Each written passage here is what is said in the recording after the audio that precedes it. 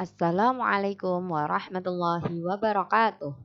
Alhamdulillahirabbil alamin. Asyhadu an la ilaha illallah wa asyhadu anna Muhammadar Rasulullah.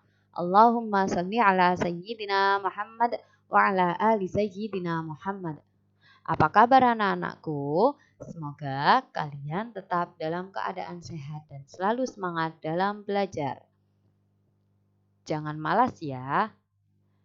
Meskipun selalu mendengarkan video-video, tapi kalian harus tetap semangat karena ini adalah sudah menjadi kewajiban kalian dalam belajar supaya membasmi kebodohan.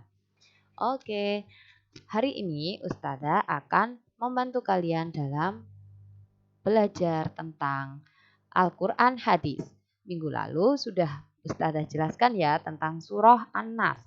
Dan sekarang kita melanjutkan tentang surah Al-Falaq. Tentang apa anak-anak?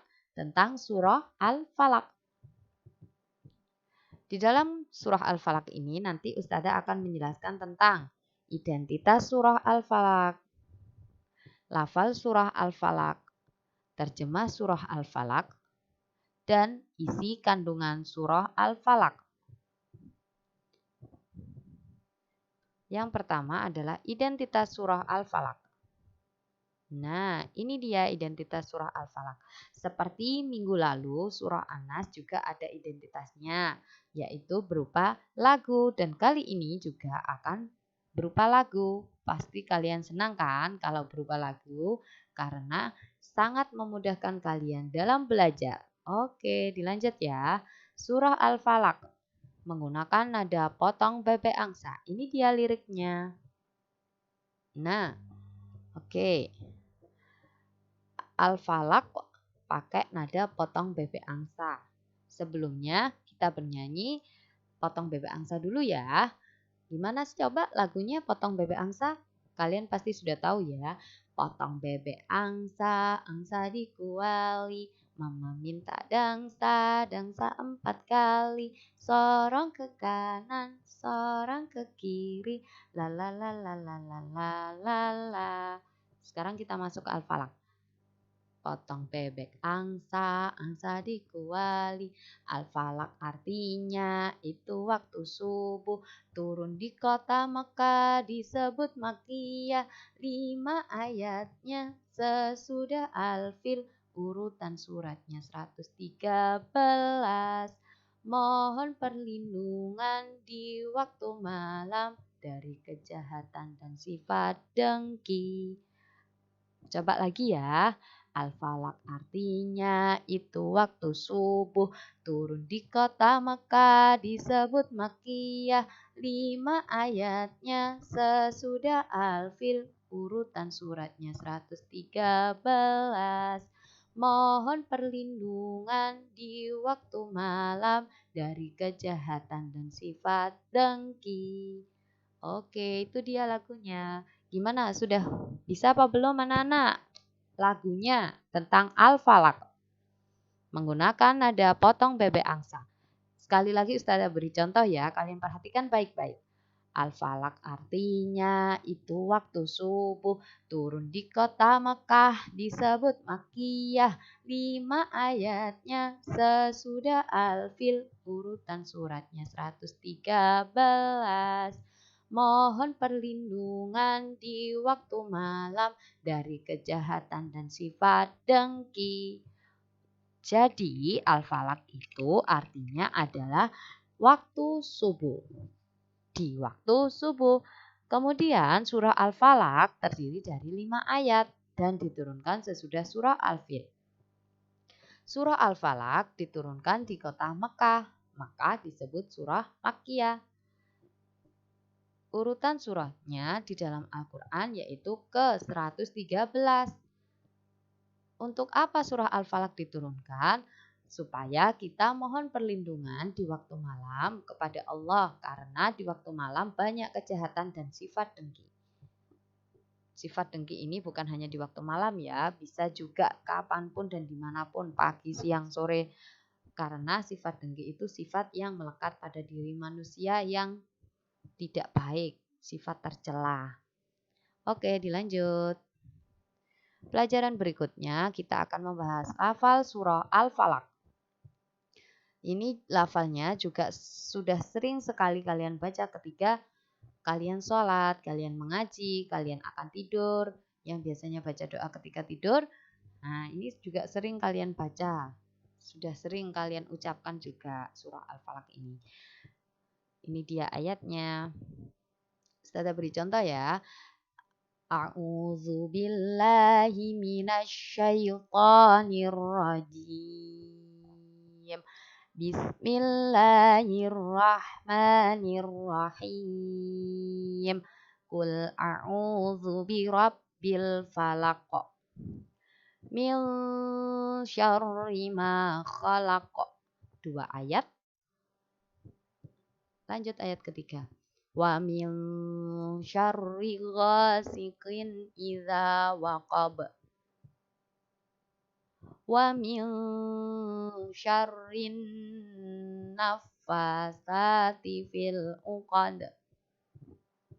Wa min syarri hasidin idza hasad.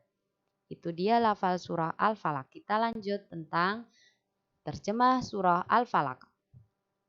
Di ayat pertama yaitu Qul a'udzu birabbil falaq, yang artinya katakanlah aku berlindung kepada Tuhan yang menguasai subuh. Ayat kedua, min syarri ma khalaq, dari kejahatan makhluknya. Makhluk siapa? Makhluknya Allah. Baik itu manusia maupun jin, tapi kebanyakan yang kejahatan di waktu malam adalah kejahatannya jin. Jin itu bisa nanti ada di kandungan ya, Ustazah akan jelaskan. Bisa jin, bisa manusia kejahatan di sini, kejahatan makhluknya. Nanti diisi kandungan akan Ustazah jelaskan lagi. Wa min syarri ghasiqin idza waqab, dan dari kejahatan malam apabila telah gelap gulita. Wa min syarrin naffasati fil uqad, dan dari kejahatan wanita-wanita tukang sihir yang menghembus pada buhul-buhul. Wa min syarri hasidin idza hasad, dan dari kejahatan pendengki bila ia dengki. Materi berikutnya yaitu isi kandungan surah Al-Falaq. Apa sih isi kandungannya? Ya, Allah memerintahkan kita untuk meminta perlindungan kepadanya. Kenapa kita diperintah Allah untuk berlindung kepadanya? Yang pertama, karena di waktu malam itu banyak sekali kejahatan. Jadi, mintalah perlindungan kepada Allah dari kejahatan di waktu malam. Yang kedua, dari sifat dengki. Apa maksudnya kedua poin ini? Kejahatan di waktu malam dan sifat dengki kita akan bahas. Ini dia, kejahatan di waktu malam. Karena di waktu malam itu, ini gambarnya, banyak kejahatan-kejahatan yang merajalela, yang berterbangan, yang gaib, yang kita tidak tahu karena kita sedang tidur. Nah, ini dia, di malam hari sangatlah gelap, membuat orang takut karena banyak kejahatan yang muncul di waktu malam. Contohnya apa sih kejahatannya itu? Keluarnya syaitan atau jin, teluk atau santet yang akan mengganggu manusia, baik ketika akan tidur maupun sebelum tidur. Itulah mengapa Allah menurunkan surat Al-Falaq agar manusia senantiasa meminta perlindungan kepada Allah Subhanahu wa Ta'ala. Jadi alangkah lebih baiknya kalian setiap malam itu membaca surah Al-Falaq dan surah An-Nas, karena sama-sama Allah memerintahkan supaya berlindung kepadanya, supaya meminta perlindungan kepadanya, supaya kita tidak tersesat dan kita tetap dalam keadaan sehat dan selamat dari godaan syaitan dan jin. Oke, dilanjut ya. Yang pertama tadi adalah kejahatan di waktu malam. Yang kedua adalah sifat dengki. Sifat dengki ini sifat yang pasti ada melekat pada diri manusia. Tapi ada manusia yang tidak dengki itu karena tergantung dari manusia itu sendiri yang bisa mengontrol dirinya. Bahwa sifat dengki itu merupakan sifat yang tidak baik dan dibenci oleh Allah dan manusia. Nah, ini Ustazah punya gambar nih anak-anak. Kalian pahami deh gambar ini apa, tentang apa. Ayo, ada dua seorang wanita. Yang satu megang karung berisi uang yang lebih besar. Dan yang satu uangnya lebih kecil karungnya. Nah, apa yang bisa kalian amati dari gambar ini? Iya, betul sekali. Si gambar yang perempuan memakai baju biru ini adalah orang yang memiliki uang lebih banyak. Dan yang baju kuning adalah orang yang memiliki uang lebih sedikit dari yang baju biru. Dan ini dia merasa kayak iri gitu, dengki banget. Nah, itu kok uangnya lebih banyak sih, uangku kok lebih kecil, kenapa ya bukan aku yang punya, kenapa harus si dia yang punya.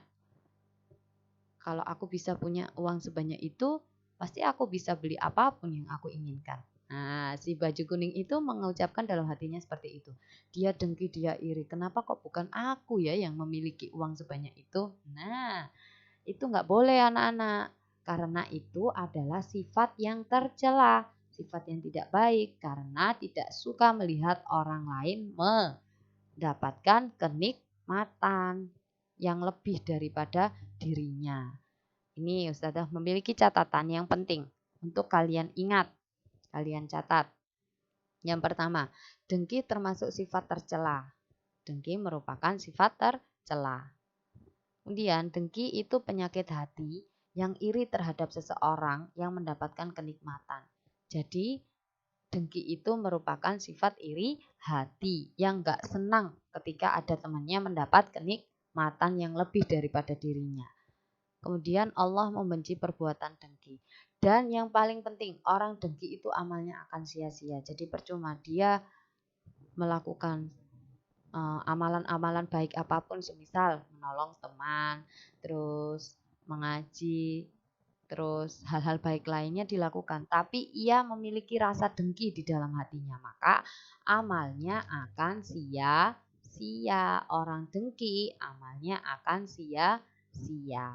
Dari sini ada pertanyaan anak-anak. Kalau tidak ada pertanyaan, Ustazah akhiri sampai sekian ya pertemuan hari ini. Kalau kurang paham, kalian bisa tanyakan langsung kepada Ustazah. Oke, sekian dari Ustazah. Assalamualaikum warahmatullahi wabarakatuh. Semoga bermanfaat.